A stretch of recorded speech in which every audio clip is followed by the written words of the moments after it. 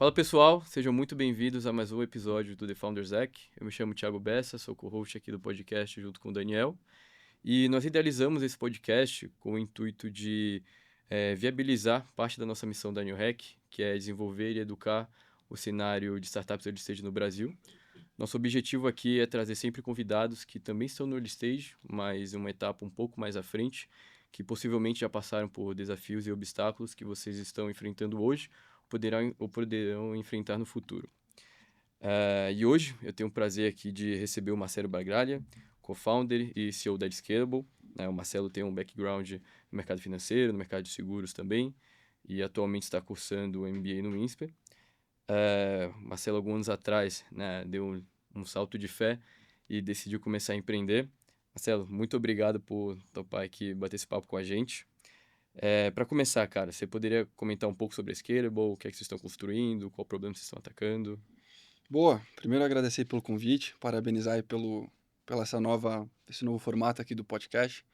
Eu acho que quanto mais informação a gente trouxer no mercado de startups para os founders, desde o early stage até ali o Series B, até o IPO melhor, que é o que o Brasil precisa. Empreendedores que façam acontecer, que tenham coragem. Político nenhum vai mudar isso aqui, então por mais founders nesse país. É, a Scalable, de uma forma bem simplória, acho que a gente vai entrar aqui um pouquinho mais no mérito, mas a gente está tentando se tornar o banco de crédito das startups aqui no Brasil. Então, numa ótica muito do que foi, durante muito tempo, o Silicon Valley Bank nos Estados Unidos. Obviamente, não pegando o cenário atual 2025, porque todo mundo sabe o que aconteceu, mas certamente essa instituição financeira ela foi muito importante para todo o desenvolvimento do ecossistema, tanto no Valley, tanto nos Estados Unidos como um todo. E aqui no Brasil, quando a gente começou a nossa missão na Scalable, a gente olhou para todo o landscape de startups e a gente viu que estava faltando esse pilar de crédito. Então, hoje a gente tem inúmeros VCs ali até voltados por teses, VCs temáticos. Nós temos founders extremamente inteligentes, second time founders, que já fizeram jornadas, que estão começando a segunda, a terceira, já venderam empresa. É, então, cada vez mais pessoas inteligentes querem trabalhar em startups. Eu acho que quando a gente olha ali 2010, cara, isso aqui era meio que mato, não tinha quase nada. Hoje a gente já tem uma robustez muito grande nesse mercado. Só que estava faltando de fato um banco que de alguma maneira é, apoiasse os empreendedores nessa jornada sem diluir eles no equity. E é isso que a Scalable faz.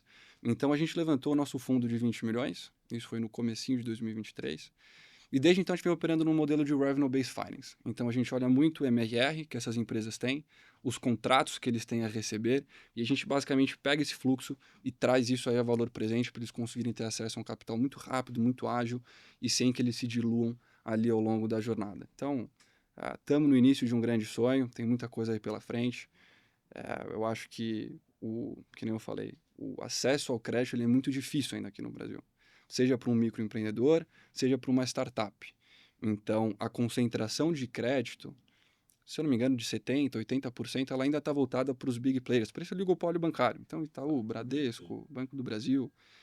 E a turma que tem startup acaba ficando um pouco de fora. Por quê? Por mais que ali o founder ele tenha uma boa startup, o cara está com faturamento alto, 10, 20, 30 milhões, por vezes ele nunca deu um real de lucro. Sim. Então ele vai bater ali na porta do banco e o banco ainda não tem a premissa correta para conseguir avaliar isso. Então ele vai entender, cara, como assim? Você é uma empresa, você nunca deu lucro, você já captou milhões de reais, você está queimando caixa e você está me pedindo aqui mais X milhões de crédito. Como é que eu vou te dar? Você tem um imóvel, você tem um carro, o que, que você consegue trazer aqui de garantia real para eu conseguir fazer ali alguma linha de crédito para você, para sua empresa? E a gente fugiu um pouquinho desse modelo.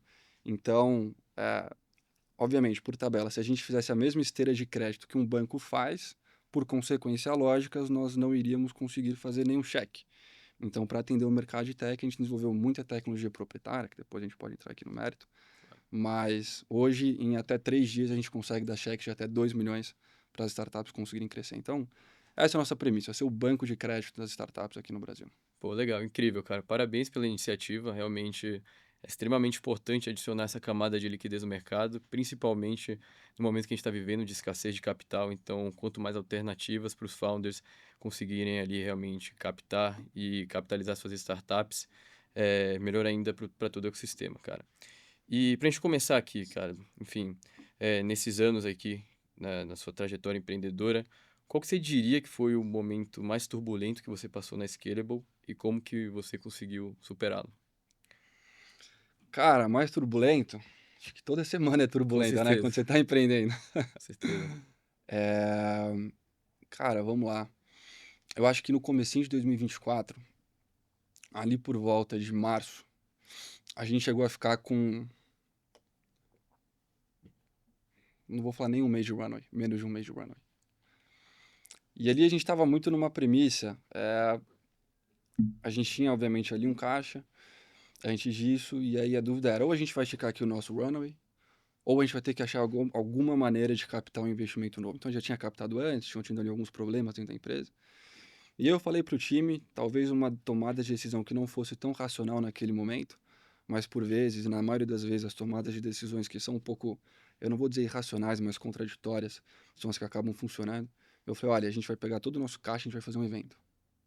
E ali a gente fechou um baita de um restaurante aqui em São Paulo, que é o Rubaiá. Na época a gente fez um evento que chamou Triunvirato. O Triunvirato é basicamente ali um evento muito emblemático que teve em Roma, na época antiga de Roma, na República Romana, onde tiveram três grandes líderes que se juntaram, que foi o Júlio César, o Pompeu e o Crasso, e eles tentaram ali tomar o poder de Roma. E a gente fez a mesma coisa, a gente trouxe três grandes líderes, então aqui a gente trouxe o fundador do Banco Pactual, atual BTG, o Rigonati da Stella e o Marcelo Ramos, que fundou ali o unicórnio Assuaio. E eles fizeram ali evento, a gente trouxe empreendedores, a gente trouxe investidores, a gente trouxe todo o ecossistema de startups para um evento. E posteriormente a gente conseguiu captar uma boa quantia também Legal. ali desse evento com esses investidores. Então acho que ali foi um momento bem, é, foi um momento bem complicado e, e que certamente vão ter vários, né? Recentemente Com certeza. eu tava numa palestra do Paulo Veras, da 99, aqui até no Cubo. E ele estava falando sobre o porquê que eles acabaram vendendo a 99, certo? E quais foram ali as linhas de raciocínio que levaram eles, o time de founders, a tomarem essa decisão. E por mais que pareça uma coisa natural, de fato ela é natural de uma startup, assim, na maioria dos casos você acaba ali batendo contra a parede por conta de caixa em várias opções, não é que ela vai ficando mais fácil, né? No caso deles também não foi. Então, apesar de eles terem uma empresa gigantesca, eles tinham ficado inúmeras vezes ali com caixa extremamente apertado, semanas, poucos meses. E ali uma hora chegou a tomada de decisão que era, cara, vamos vender isso aqui, acho que talvez seja ali uma opção para a gente não passar de novo pelo que a gente Uhum. acabou de passar. Porque eu acho que lidar com o emocional no limite é a principal virtude, a principal característica que o founder ele vai ter que adquirir ao longo da jornada e principalmente no começo. Lidar com essa emoção. Acho que é aquele famoso roller coaster. Com No certeza, mesmo dia que você acha que vai virar um unicórnio, 2 dias depois você vai achar que você está quebrando a empresa. com E talvez certeza. você quebre realmente a empresa, esse que é o pior.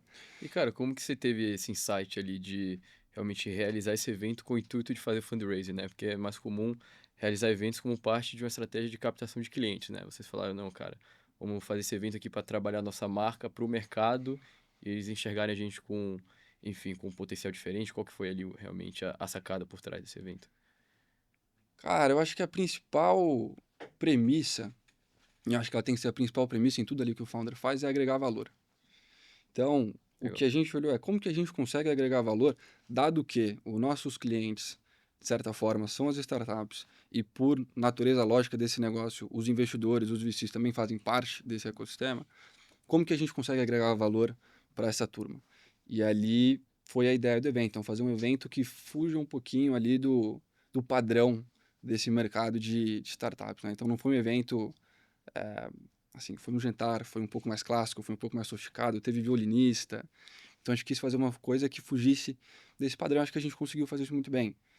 Trouxemos bons palestrantes e isso no final do dia agregou para todo mundo. Posteriormente ao evento tiveram founders que se encontraram, fizeram M&A. Legal. Teve um founder que captou ali uma grana muito grande com o VC que estava no nosso evento. Então assim, o evento agregou para as pessoas que estavam lá. E Perfeito. eu acho que essa é a premissa e é o que tem que ser ali em tudo que o founder faz. Perfeito, maravilha, cara. No final das contas, essa cultura, principalmente no Vale do Silício, né, do Give First e do Give Back, né, tá bem disseminada lá, não à toa. Eles tornaram o ecossistema que se tornaram, estão praticando isso desde 1970. E a gente vê realmente que no ecossistema brasileiro falta bastante ainda dessa cultura de você entregar valor antes de esperar algo, né, enfim, primeiro em troca, né. E, cara, eu lembro que você tinha comentado, né, recentemente, enfim, posteriormente sobre a vida do empreendedor, que é uma montanha-russa, enfim. E entrando nesse tópico, cara, que eu acho que é um tópico bastante importante, mas que atualmente não é tão comentado, como deveria ser, como que você consegue manter sua mente e o seu corpo saudáveis diante de todo esse cenário e todos os problemas que você tem que enfrentar no seu dia a dia, né? Como que você, enfim, equilibra a sua vida pessoal e sua vida profissional? Primeiro que eu acho que a palavra equilíbrio, para quem é um founder early stage, ela não deve existir. Ponto número um. Você está jogando um jogo no qual ele é hiper competitivo, onde você tem inúmeros players, inúmeros founders por vez competindo no mesmo mercado, com o mesmo produto, com o mesmo acesso a capital ou menos, mas no final do dia pessoas extremamente obcecadas por vencer naquilo que você também quer.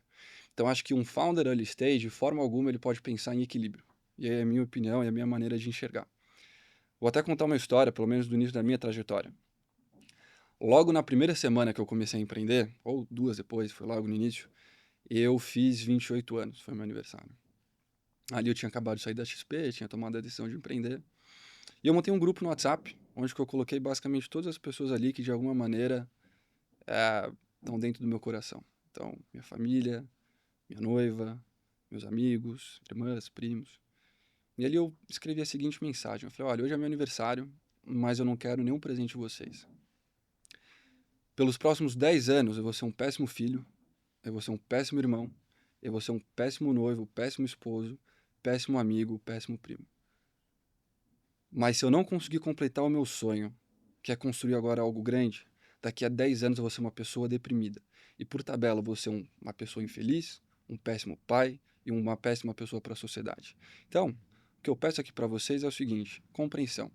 Porque ao longo dos próximos anos eu vou estar emocionalmente muito afastado de cada um de vocês aqui. E esse é o meu presente de aniversário que eu quero de vocês. Então acho que o founder no começo, essa história de equilíbrio é um pouco complicada. Assim, obviamente, você precisa dentro do seu universo, e aí eu acho que é um pouquinho essa questão que você trouxe de saúde, etc.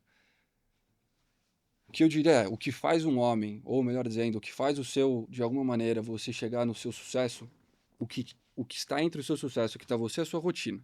E a sua rotina ela pode ser determinada por inúmeras variáveis, certo?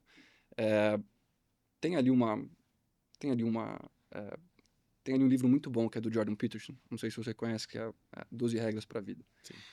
E ele fala muito sobre essa questão de, falando da minha própria experiência, que ele fala, antes de você sair de casa, deixe a sua casa arrumada. Se eu não me engano, é a 7ª regra ali que ele põe.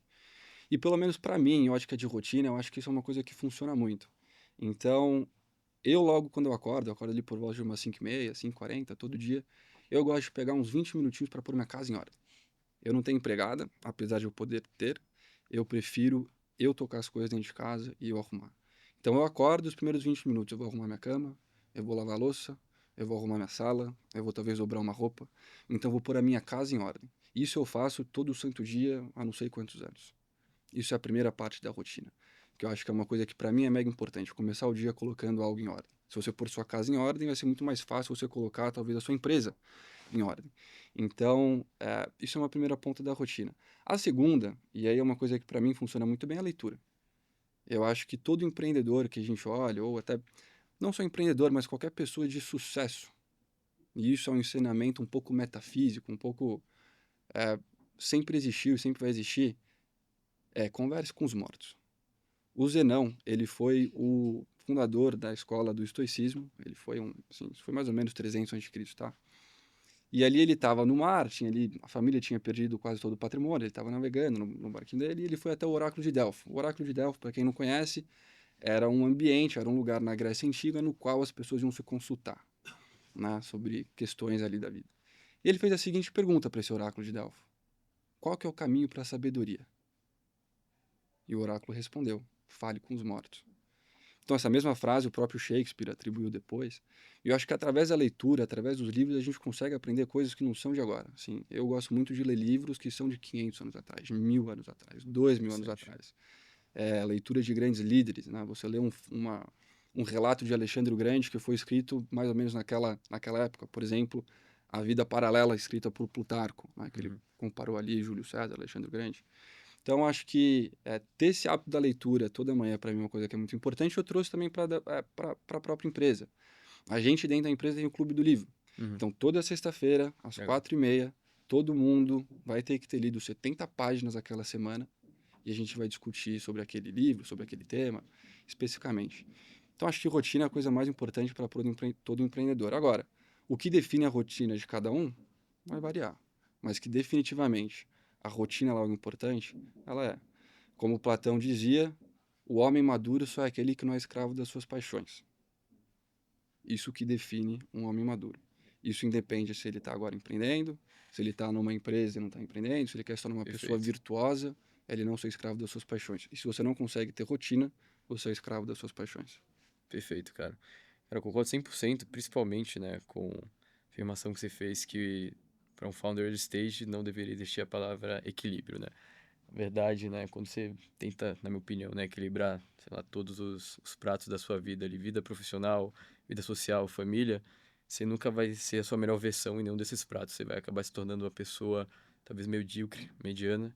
Então, eu acho que o equilíbrio, na verdade, ali, você tem que ver ele no tempo, né? Então, sei lá, em um ano você pode desequilibrar um prato para no próximo equilibrar outro. Então, eu acho que, né, você consegue ser um pouco mais flexível. Não deveria existir ali essa busca por tentar ser o cara perfeito que vai conseguir equilibrar todos os pratos, né? Eu acho que isso não Não. existe no E final das assim, eu contas. acho que também essa questão de equilibrar os pratos, ela passa muito também por senioridade, certo? Claro, Cara, você vai pegar um founder ali que já tá, ou um empresário. Vamos pegar um Jorge Paulo Lema. Eu acho que é um perfeito. exemplo um pouco hiperbólico, mas não obstante, ele vai servir muito bem aqui para o caso. Se você der 5 empresas para ele tocar, ele consegue? É claro que ele consegue.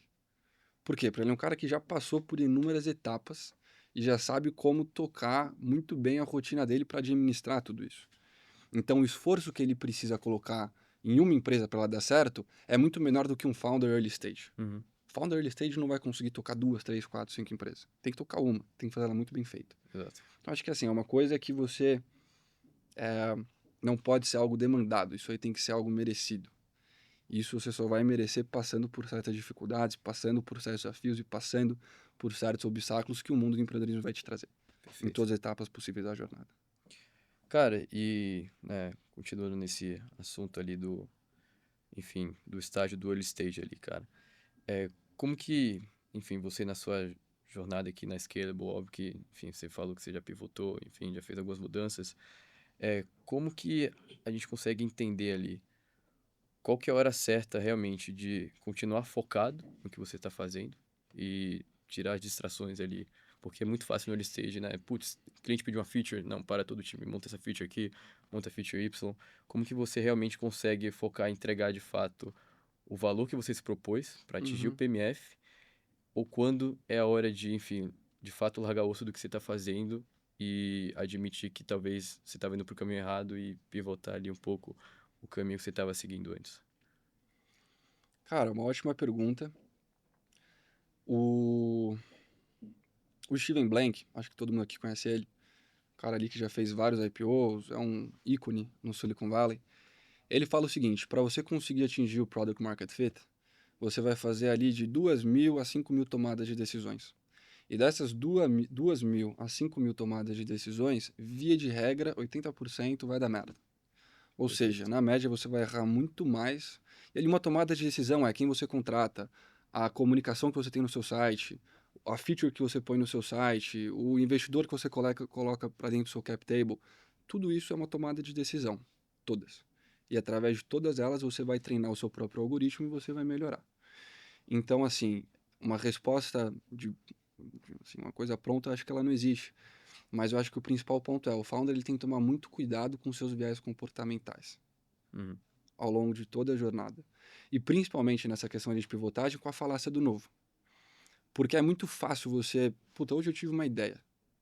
E você vai se apaixonar nessa ideia. Você fala, cara, não, é isso que eu vou fazer, os clientes vão amar, vai ser disso, vai ser disso, vai ser disso. Aí chega daqui a um mês e meio, não está ainda rampando daquela maneira que você imaginava, não tem ainda tantos clientes que nem você queria. E aí vem alguém e fala, puta, mas se você fizesse isso, aquilo. Você fala, caralho, é isso. É essa ideia, é isso que eu vou fazer, vai dar certo. Mas simplesmente, não necessariamente essa ideia é melhor, ela é simplesmente nova. E você acaba caindo nessa falácia desse viés comportamental de achar que o novo ele é melhor do que o antigo que você tinha. Então acho que para o founder é muito. Talvez eu vou dar uma dica muito tosca. É uma dica aí que eu tava numa palestra recentemente do Jorge Paulo Lema. E ele falou o seguinte: assim, veio um founder ali pedir opinião para ele se ele devia ou não vender a empresa. E o founder tava esperando, cara, tô falando com o Jorge Paulo Lema, eu vou conseguir agora provavelmente um puta de um insight. Aí ele falou, ó, pega uma folha de papel, traça uma linha no meio, pontos pró, pontos contra, escreve. Acho que não tem muito segredo, é reflexão profunda e você tentar enxergar ali com um pouco menos de paixão, dar um step back e olhar com um pouco mais de clareza para aquilo que você está fazendo. Perfeito, Se aquela tomada de decisão anterior ainda é superior a essa atual. E esperar um pouco antes de fazer grandes mudanças. perfeito. Eu acho que isso é sempre importante. Cara, e entrando no assunto aqui, sobre cultura, né? Óbvio que, igual você tinha comentado, né? Enfim, e de fato, né? O erro é bastante importante na jornada de um fundador, principalmente com, enfim, como que ele reage a esse erro, né? Se ele aprende, se ele vai, enfim, ter isso como um insight para aprimorar, enfim, sua execução. Como que você, dentro da Scalable, se relaciona com o erro, né? Como que o seu time, enfim, se relaciona com o erro, né? Isso que eu tô falando no ponto de vista de vocês pedem desculpa ou vocês pedem permissão, nesse sentido, sabe? Acho que tem que. A cultura do erro, ou melhor dizendo, só não erra quem não é corajoso. E a única diferença entre quem está dentro e quem está fora da arena é coragem. Única, exclusivamente coragem. Vou contar aqui uma breve historinha aqui do Alexandre o Grande, tá? Claro. Para quem não conhece, o Alexandre o Grande, ele ascendeu muito cedo ao poder. Ele tinha basicamente ali 22 anos de idade.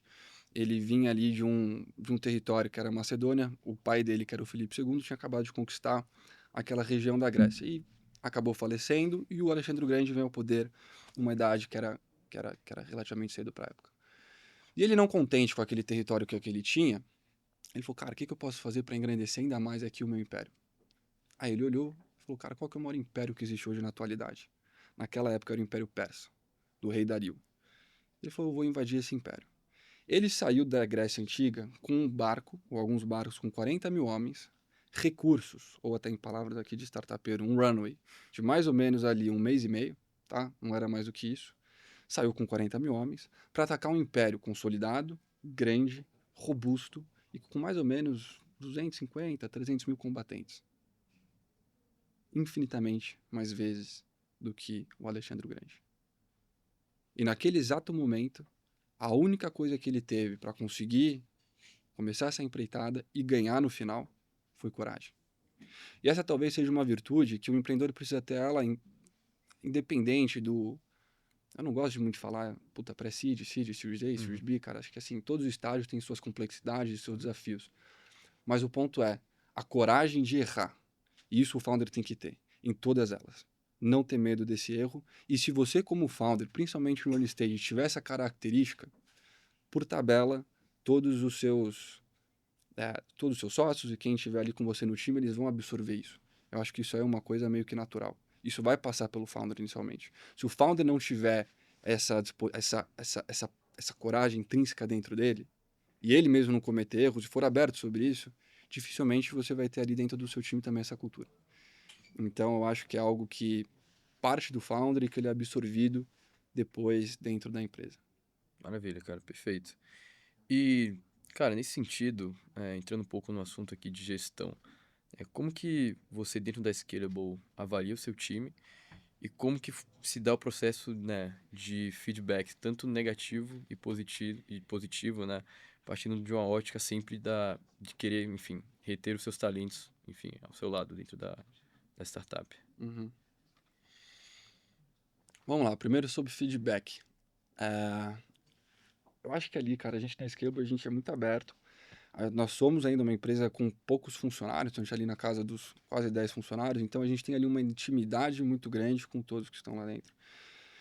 E a gente tem muita premissa de poder dar um feedback, ser transparente, sem consequência.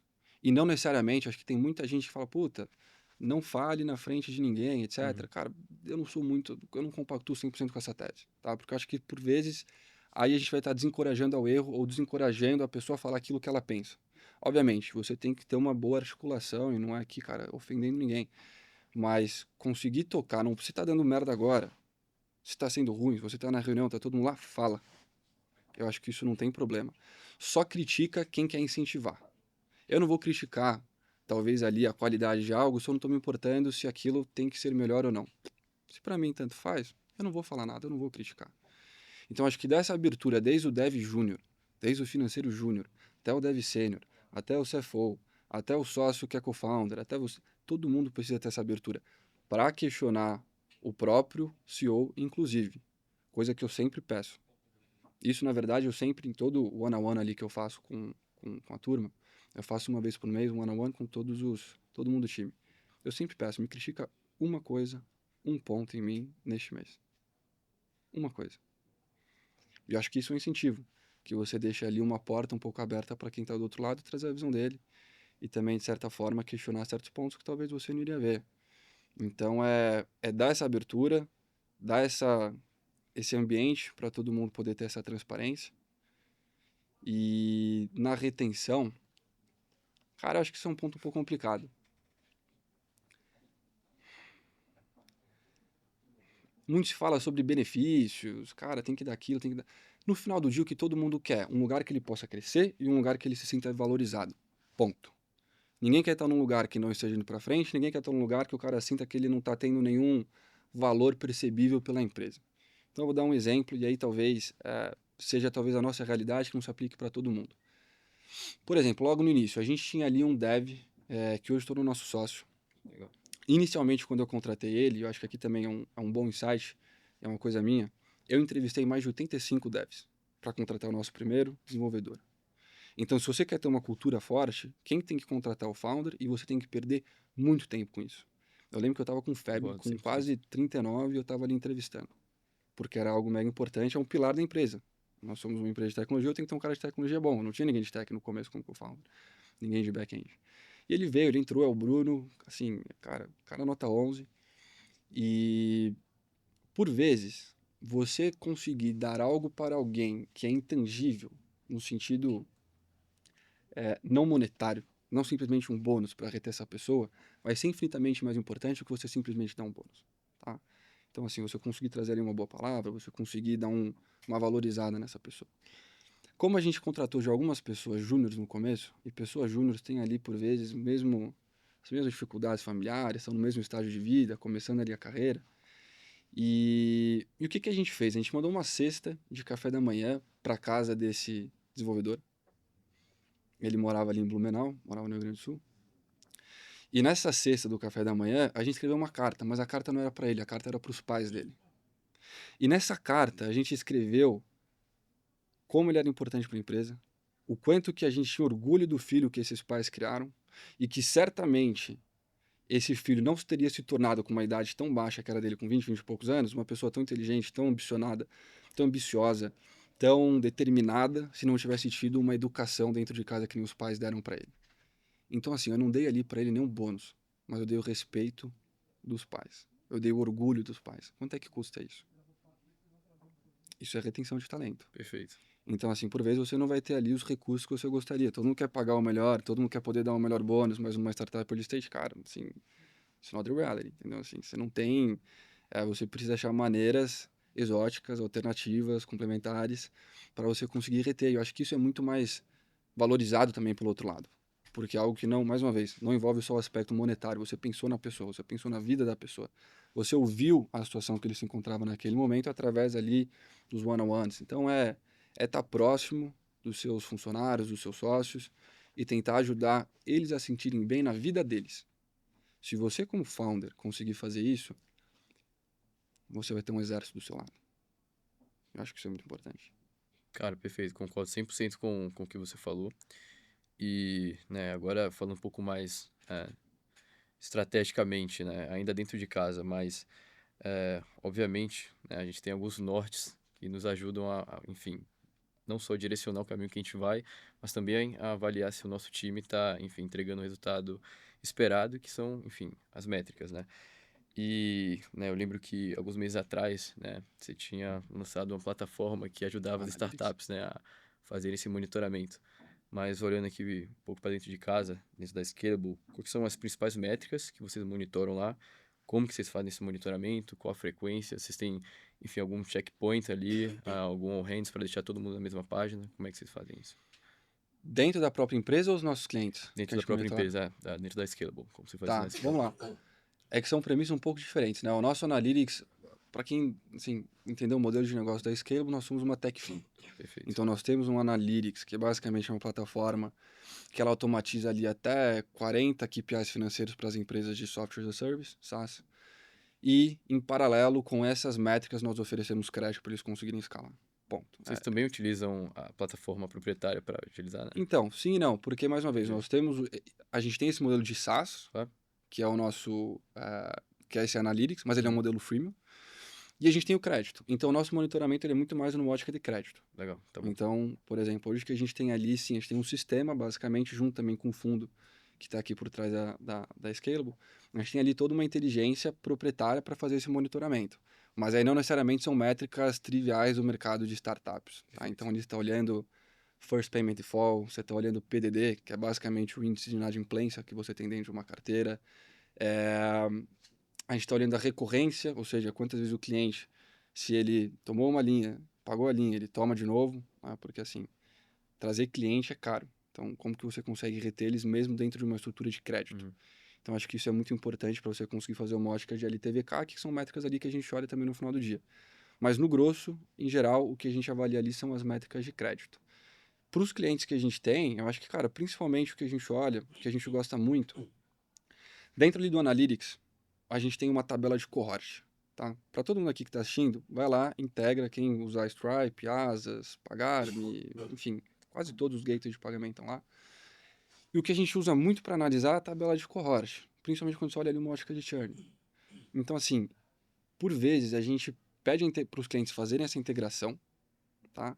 E a gente volta com feedback para eles, fala, cara, em agosto de 2023 aconteceu aqui alguma coisa na sua empresa que melhorou. O que aconteceu? E aí o cara fala, pô, como é que você está sabendo disso?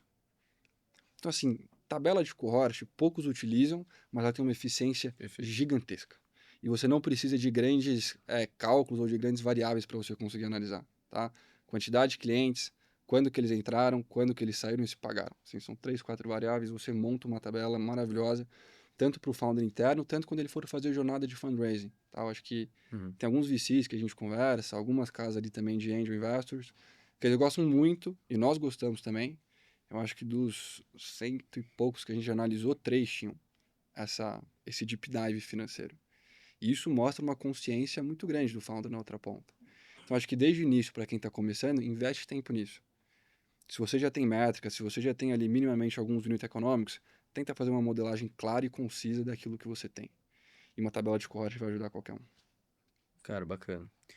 E, cara, uma pergunta aqui, um pouco menos convencional, né? Porque a gente está no boom de IaaS, estão surgindo várias ferramentas com, né, o intuito ali de aumentar a produtividade, de diversos profissionais. Tem alguma ferramenta que não está ainda no mainstream, que, enfim, você começou a utilizar como um early adopter e você gostaria enfim, compartilhar com o pessoal ou não necessariamente, assim, você Cara, eu não sei se eu. utiliza as old schools ainda? Cara, eu não sou.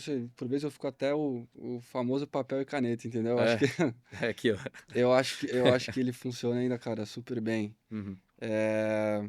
Puta, no limite, eu vou trazer aqui uma historinha mais uma vez, de Grécia Antiga, que é um tema que eu acho que, mais uma vez, com a história a gente consegue aprender muito. O Sócrates, ele foi ali um dos pais da filosofia, tá? E quando ele ensinava ali para os discípulos dele, ele fazia isso muito através do gogó.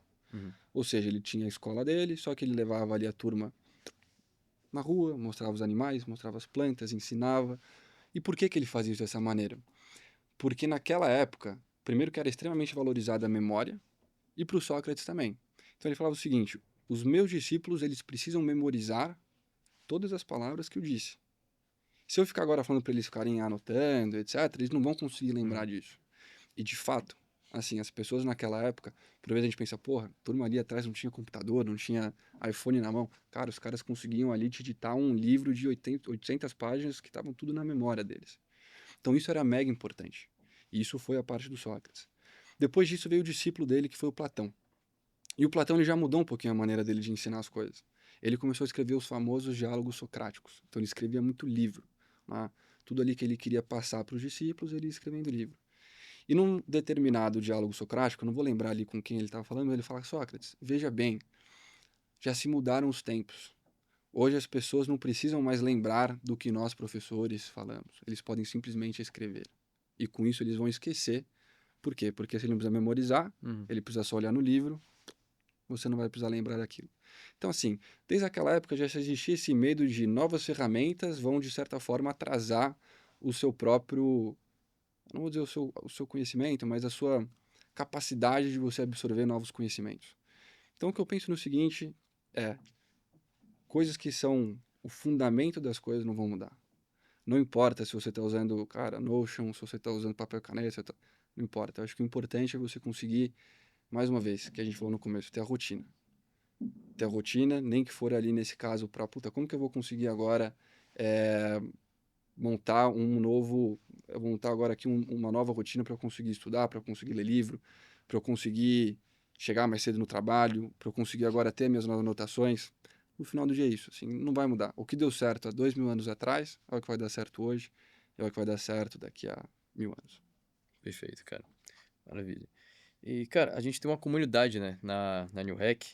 E antes do episódio começar, a gente pediu que o pessoal enviasse algumas perguntas para a gente fazer aqui para você real time. Eu selecionei uma aqui do Éder Fonseca. Ele faz a seguinte pergunta, cara. No início de uma startup, na busca dos seus primeiros clientes, se eu tiver que focar em um canal, em uma estratégia de aquisição, qual seria? Você pode comentar, né? Óbvio que essa pergunta é ampla, né? Uhum. Enfim, tem bastante variáveis, mas você pode comentar sobre a ótica da Scalable, como que vocês executaram aí e conseguiram captar os primeiros clientes para dentro de casa. Olha, aí é um pouco.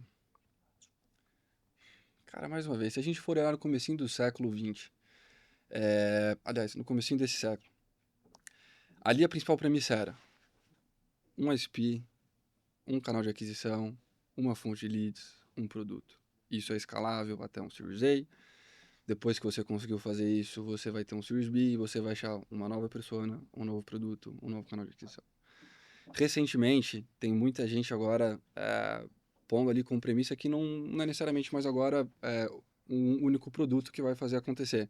Então você desde o D0 já precisa ter vários múltiplos produtos dentro do seu portfólio para você conseguir agregar um valor grande para o seu cliente. Então assim, o que é correto, o que é errado? Será que é certo você ter só um canal de aquisição? Eu acharia lindo. Mas por vezes, na maioria das vezes, a teoria não vai bater de frente necessariamente com a prática. Sim, cara, treino é treino, jogo é jogo.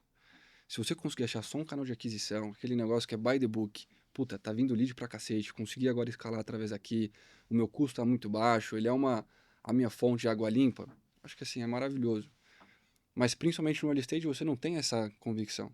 Mais uma vez, Steven Blank, você vai ter de 2.000 a 5.000 tomadas de decisões e 80% vão estar erradas. Então, assim, até você achar um único canal de aquisição que te traga toda essa receita, que te traga toda essa certeza, cara, isso provavelmente vai demorar bastante. Então, assim, eu não acho que você deveria, no começo, ter a premissa de escolher um único canal de aquisição. Eu acho que você tem que atirar para vários dos lados, que foi o que a gente fez. Então, assim, tem o offline, que a gente falou aqui de eventos no começo, para a gente funciona super bem até hoje. Então, eventos que agregam muito valor. Você pode ter, obviamente, um canal de aquisição proprietário, você precisa ter isso como premissa. Assim, pode ser que eu não tenha isso hoje, tá tudo certo. Mas o que eu vou fazer para chegar lá? Então, no nosso caso, a gente construiu o Analytics, que a gente não tinha no começo, isso veio depois. Então, hoje, nosso Analytics, por exemplo, ele é um produto freemium, os clientes eles conseguem entrar dentro da nossa base, a gente agrega um valor gigantesco, porque a gente consegue ali trazer vários cálculos, vários KPIs financeiros em real time, que 90% da turma de startup não tem, assim, essa rigidez, assim, esse controle financeiro. E através disso a gente consegue, obviamente, por tabela, ter ali uma base de leads que a gente consegue empurrar para a nossa operação de crédito. Então, aos poucos, a gente vem tornando esse canal de aquisição um canal de aquisição proprietário. Mas, mais uma Legal. vez, não vai ser a regra você ter um canal de aquisição, muito menos no começo. Então, acho que assim, é testar vários canais até de fato você achar um. E não tentar achar que porque está num livro, porque eu li em algum lugar, que é isso que vai dar certo. Assim, cada business é um business e você vai ter que encontrar o seu.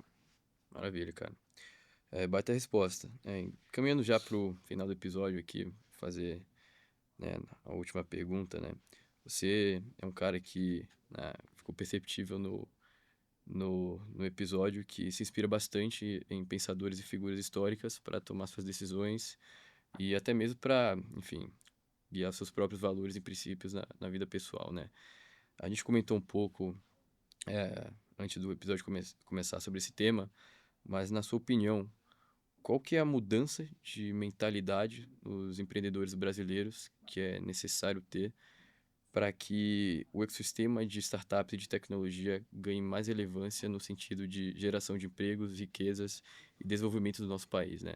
Acho que esse número está um pouco desatualizado, mas na última vez que eu vi, né, a nível de comparação, né, enfim, o número de investimentos em startups no Brasil consistia ali em 0,16% do PIB, nos Estados Unidos a 0,88% do PIB, em Israel 2% do PIB. Isso eu não estou falando de números absolutos, né? E óbvio que o mercado é cíclico, mas a gente vê que realmente no Brasil ainda tem muito a crescer nesse quesito, né? E, enfim, na minha opinião, realmente não importa, enfim, o momento, mas sempre vai existir capital disponível para boas empresas e bons fundadores, que no Sempre. final das contas é o que vai trazer o retorno de fato para o mercado. Então, né, mais uma vez, o que você acha que precisa mudar na mentalidade dos empreendedores para a gente conseguir alcançar esse objetivo? Eu acho que é um pouco linha com o que eu falei no começo. O nosso ecossistema ele é que nem um jardim, que vem florescendo e que vem crescendo. E não tem como você plantar hoje uma árvore e esperar que daqui a uma semana ela já esteja ali gigantesca. Não é assim que funciona. Bons pratos levam tempo para ser cozinhados. Com certeza. Então acho que assim como um jardim que você vai regar um pouquinho, vai nascer uma flor. Dessa nova flor vai trazer agora uma nova abelha que antes não tinha dentro desse ecossistema desse jardim. Essa nova abelha vai ali derramar um pólen, vai nascer uma outra flor e assim sucessivamente. Então acho que o nosso ecossistema de startup ele é uma sucessão de vários fatos que vieram acontecendo ao longo dos últimos 25 anos, vamos assim dizer, certo? Então hoje a gente já tem ali alguns unicórnios aqui no Brasil, já tem empresas que foram vendidas por bilhões de reais, de fato. Já tem inúmeros M&As acontecendo, até ali numa ótica um pouco mais de middle market, né? Então deals ali entre 20 a 100 milhões, tem bastante coisa. Então já existe bastante liquidez para o founder também pensar em como ele quer estruturar desde o D zero a jornada dele. Puta, será que eu quero mesmo para uma ótica de fundraising? Eu quero começar já com essa escala de VC, de ir para um pré-seed, seed, series A, series B, piriri pororó? Ou será que eu simplesmente quero agora criar uma empresa, fazer um cheque inicial anjo e vender daqui a 3, 4 anos no early exit por 15, 20 milhões e ficar com uma participação societária maior? Ou talvez criar uma empresa, simplesmente uma startup para dar lucro e para eu ganhar dinheiro com ela e para ser minha vaca leiteira? Então acho que assim, existem inúmeras premissas e do que você pode fazer. E assim como o jardim, a gente veio crescendo e eu acho que hoje a gente tem ali já várias variáveis dentro desse ecossistema que permitem o founder sonhar grande. E quando eu digo sonhar grande, é de fato sonhar grande. É talvez em algum determinado momento a gente vê no Brasil uma empresa que compita não necessariamente no mesmo mercado, mas em termos de grandeza com as big techs dos Estados Unidos. Por que não? Hoje a gente tem inúmeros funcionários ou inúmeras. A gente tem um capital intelectual humano gigantesco vindo para o setor de tech. Então tem muita gente saindo ali de boas de Ivy Leagues, eventualmente, que foram fazer seu MBA lá fora, voltam para o Brasil e ao invés de ir para o mercado financeiro, ao invés de ir para uma consultoria, ao invés de ir para enfim, whatever, algo um pouquinho ali mais seguro, preferem tomar o risco, preferem para esse mercado mais dinâmico, o mercado de startups. Hoje a gente já tem ali inúmeros VCs, inclusive que nem o de vocês também, que são cada vez mais, que tem teses, que são nichados, que conseguem ali abranger um público que por vezes antes também não existia dentro desse mercado, então você está dando oportunidade para novos founders também emergirem. E hoje a gente tem tecnologia para a gente conseguir brigar com o mundo. Ou seja, eu acho que a próxima leva das empresas de tecnologia que a gente vai ver aqui no Brasil são as Global First. Então, empresas que desde o D0 vão falar, cara, quer saber, eu não vou ficar brigando só aqui no Brasil. Eu vou competir com o mundo inteiro. Por quê? Porque eu tenho dinheiro disponível, porque eu tenho capital intelectual disponível, eu tenho referências de como fazer. Tenho playbooks, eu já vi pessoas fazendo, eu tenho second time founders. Então, a turma... o Brasil, ele tem de certa forma um paradoxo que gera ali de certa forma uma dissonância cognitiva, que é o seguinte: ao mesmo tempo que você tem uma fortaleza, isso ao mesmo tempo vai ser a sua principal fraqueza. O que eu quero dizer com isso? O Brasil, por muito tempo e até hoje, ele tem ali, por conta da sua demografia, uma capacidade para você crescer gigantesca. Então eu consigo ser uma empresa muito grande só vendendo por exemplo, para consumidores dentro do Brasil. E isso é bom, porque eu tenho menos competitividade como founder, então eu não vou brigar com a turma dos Estados Unidos, não vou brigar com a turma da Alemanha, não vou brigar com os chineses. Cara, eu tô aqui no meu país e eu consigo ser gigante aqui dentro. Isso é muito bom. Por vezes, isso criou uma cultura de a gente não pensar de uma forma global. Se a gente for pegar ali um paralelo, Israel é o contrário. É um país pequeno, relativamente, demograficamente falando. Então, os founders de Israel não podiam simplesmente falar, cara, eu vou criar um produto e só vender aqui dentro de casa. Eu preciso pensar desde o zero de como eu vou atingir esse mercado global. E eu acho que o Brasil ele tinha um pouco esse síndrome de vira-lata durante muito tempo, né? Puta, não, a gente não consegue fazer, não é possível. Mas, mais uma vez, eu acho que agora a gente tem essa possibilidade, eu acho que agora a gente tem vários founders olhando já para isso, desde o zero. Então, número um, eu acho que a próxima leva de empresários, de founders, de startups, serão founders que irão jogar o jogo global, que não vão mais jogar agora só o Brasileirão, vão jogar agora a Champions League. Uhum. E isso por tabela. Depois que a gente tiver founders que saíram do Brasil, jogaram a Champions League e ganharam a Champions League, qual que vai ser o output disso para o cenário brasileiro? Maior visibilidade, talvez? Hoje, se eu não me engano, posso estar falando aqui errado, tá? Se alguém souber, me corrige, mas se eu não me engano, nenhuma Big Tech fez um M&A aqui no Brasil. Amazon, Apple, Acho que a Google fez. a Google fez um, Fez. talvez? Fez em Belo Horizonte alguns anos atrás. Assim, mas pouquíssimos que a gente Pouquíssimo. olha. Então, Sim, assim, o Brasil ainda em ótica de M&A para essas Big Techs está não é nem o segundo escalão. sim. Será que se a gente começar agora a jogar esse jogo de fora, a gente vai começar a ter essas big corps lá de fora, olhando para o Brasil e falando, cara, eu acho que tem agora no mercado potencial, vamos investir, vamos comprar empresa, vamos trazer mais liquidez. Né? Esse é o ponto. Hoje no Brasil, o middle market, para quem não conhece, são deals de M&A que ficam entre 20 milhões e 100 milhões de reais. Tá? E 97% dos deals no Brasil são nesse range. Então qual que é o dilema? Se eu sou um founder, eu captei aqui um Series A, por vezes meu valuation já está acima de 100 milhões. Eu tenho ali ainda alguma cláusula de preferência, de liquidity stack, de, sei lá, vezes 1, vezes 2. Então, assim, isso como founder me limita tremendamente a minha possibilidade de liquidez. Por quê? Porque se eu passei de um valuation de 100 milhões, aqui no Brasil o middle market só fica entre 20 e 100, eu estou extremamente limitado. E o mercado exterior não olha hoje com tanto carinho para o Brasil, talvez incentive eu pensar um pouco menor mesmo. Puta, vou criar uma empresa talvez um pouco menor para ter um M&A, para ter uma liquidez. Será que agora, quando a gente tiver esses empreendedores jogando a Champions League, isso vai se reverter? E a gente vai ter esse salto de fé em vários empreendedores pensando nessa escala global? Então, eu acho que isso talvez seja ali um próximo estágio de maturidade que nós, como ecossistema, vamos ter. Legal. E que isso vai acontecer nesse curto prazo. Eu diria que nos próximos 5, eu não me surpreenderia ver ao longo dos próximos, brigando com as Big Techs talvez um pouco mais, mas ao longo dos próximos 5 anos acho que a gente vai ver bons cases de startups saindo do Brasil e brigando no Valley, brigando ali mundo afora. Cara, Isso aí vai ser uma perfeito. realidade. Cara, Marcelo, muito obrigado por compartilhar um pouco aí da sua experiência, do seu conhecimento com o pessoal. Galera, se vocês acharam que esse conteúdo agregou de alguma maneira, compartilha com algum amigo seu, que você acha que pode, enfim, ser ajudado com algum conteúdo que foi compartilhado aqui. Não se esqueçam de se inscrever na comunidade também na New Hack. A gente criou um ambiente lá para troca entre founders, operadores e também a gente divulga bastante iniciativas que a gente tem lá. Se você é um fundador que está com dificuldade de monitorar suas métricas, nem sabe direito o que é que você tem que monitorar de fato, se você tenta fazer isso no Excel, no Google Sheets, cara, dá uma chance para a plataforma de analytics da Scalable, vocês não vão se arrepender realmente. E se você também está tentando, enfim, captar atualmente para sua startup, né, o cenário de venture capital realmente está um pouco escasso, né, é necessário procurar alternativas de financiamento e com certeza a Scalable é uma delas, né? Como que a galera consegue encontrar a Scalable aí, Marcelo? Cara, a gente está no LinkedIn, podem procurar Scalable Point Credit, vão achar a Perfeito. gente, acho que ele tem ali um bom canal.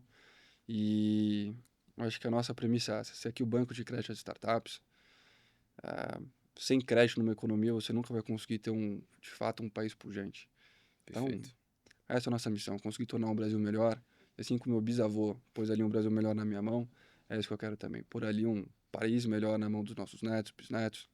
Eu acho que a Scalable tem uma missão, mas através de cada cheque que a gente põe na mão do empreendedor, é uma missão a mais que a gente está ajudando. Com São certeza. mais empreendedores que estão contratando, são mais empreendedores que estão escalando.